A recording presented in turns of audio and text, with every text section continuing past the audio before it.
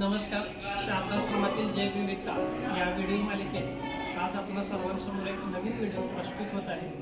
आज आपण आमच्या शाळेच्या मुख्य इमारतीच्या ऑफिसच्या शेजारी इथे एक नवीन कीटक आम्हाला आढळलेलं आहे. या कीटकाचं नाव गोल्डन टॉर्टॉइस बीटल असे आहे. या कीटकाविषयी आपण सविस्तर माहिती या छोट्याशा व्हिडिओमधून घेऊया. या कीटकाचं नाव काय आहे? Golden tortoise beetle. आता या कीटकाची रचना आपण बघूया. तर आता या कीटकाची रचना कोण सांगेल? झूम करून दाखवायचं जरा. ह्या कीटकाची रचना गोल आहे, गोल आकाराची आहे व त्याची शरीराची रचना कासवागत आहे. बरोबर. म्हणजे इथं बघा दिसेल तुम्हाला याचं शरीर जे आहे ते कसं आहे? गोलाकार आहे. त्याचबरोबर कासवासारखी याची सर्वसाधारणपणे आपल्याला रचना दिसून येत आहे.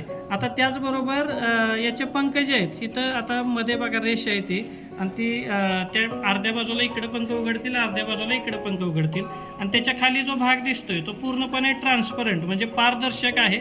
म्हणजे याचा त्याला काय होणार आहे? अनुकूलन करण्यासाठी उपयोग होणार आहे. आता याच्या रंगाचा उपयोग बरोबर. म्हणजे आता याचा जो गोल्डन रंग आहे दिसतोय, झूम करून दाखवा परत एकदा. हा गोल्डन रंग जो दिसतोय की नाही, या रंगाचा उपयोग त्याला शत्रूपासून वाचण्यासाठी, म्हणजे काय म्हणूया आपण की प्रत्येकाला निसर्गाने काय केलेलं आहे? एक अवयव दिलेला आहे की ज्याचा उपयोग तो स्वसंरक्षणासाठी करतो. तसाच या रंगाचा उपयोग, गोल्डन रंगाचा उपयोग करून तो काय करेल? स्वतःचं संरक्षण करेल.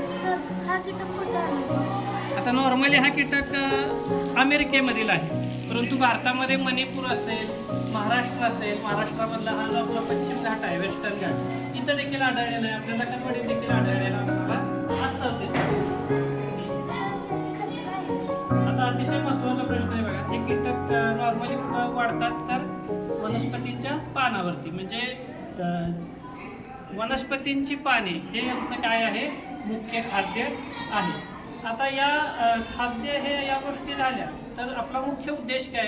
तर आपल्या परिसरातील असेल, शाळेचा परिसर असेल, समाजाचा परिसर असेल, गाव असेल, शहर असेल, या प्रत्येक ठिकाणी जिथं जिथं जैवविविधता आढळेल आपणाला, तर त्या ठिकाणी आपणाला जैवविविधतेचं संवर्धन करणं ही आपली प्राथमिक जबाबदारी असणं गरजेचं आहे. कारण अशा प्रकारचे दुर्मिळ कीटक आता नष्ट होत चाललेले आहेत, लोप पावत चाललेले आहेत. त्याच्यामुळे यांचं संरक्षण करणं आणि यांचं संवर्धन करणं हे आपली काय आहे? गरज आहे, किंवा ही आपली प्राथमिक जबाबदारी आहे, किंवा ही आपली भूमिका आहे. तरच आपण पर्यावरणाचं संरक्षण आणि संवर्धन करू शकतो. धन्यवाद.